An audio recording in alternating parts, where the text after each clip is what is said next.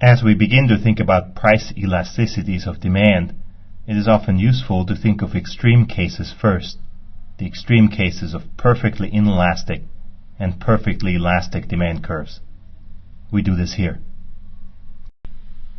A perfectly inelastic demand curve is vertical.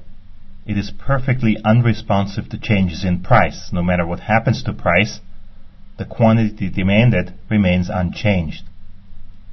Of course, it's impossible for any demand curve to be perfectly inelastic for all prices, because as prices rise, eventually consumers can't possibly afford to not change their behavior.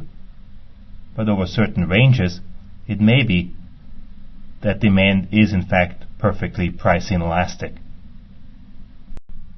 Perfectly elastic demand curves are demand curves that are horizontal. If price rises above P, the consumer buys nothing. If it falls below P, the consumer buys an infinite amount. Of course, again, we can't have perfectly elastic demand curves over all ranges of output, but over some ranges it may be that demand behavior is in fact price elastic.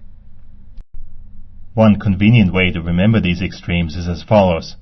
In panel A, the perfectly inelastic demand curve forms an I for inelastic. In panel B, the perfectly elastic demand curve can be turned into an E in the graph by just adding a line at the top of the graph that's horizontal, an E for elastic.